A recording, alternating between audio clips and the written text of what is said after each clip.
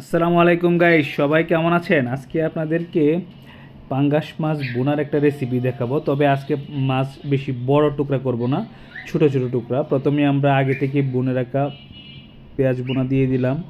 তারপরে আমরা আপনার মরিচ, হলুদ, ধনিয়া এবং জিরার গুঁড়া পরিমাণ মতো দিয়ে দিলাম। তারপরে আমরা একটু রসুন বাটা দিয়ে দিলাম এবং আদা বাটা দিয়ে দিলাম এবং স্বাদ মতো লবণ দিয়ে আমরা প্রথমে মশলাটাকে আমরা ভালোভাবে কষিয়ে নেব।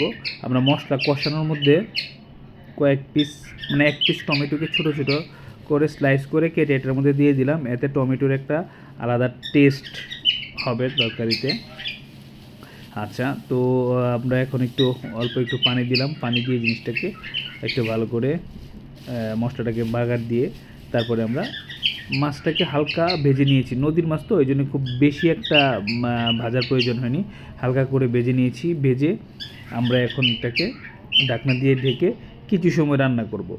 ওরে দেখছেন, এখনই একটা সুন্দর একটা কালার আসছে। আমাদের রান্না অলমোস্ট রেডি। মশলা আগে পেঁয়াজটা আগে থেকে বনে রাখলে রান্না খুব একটা বেশি সময় লাগে না। আমরা টেস্টের জন্য কয়েক টুকরা কাঁচামরিচ দিলাম। অনেক সুন্দর আমাদের রান্না হয়ে গেছে, কালারটা অনেক সুন্দর হয়েছে। আমাদের ভিডিও যদি গাইস আপনাদের ভালো লাগে তাহলে লাইক, কমেন্ট, শেয়ার করবেন। Thank you guys.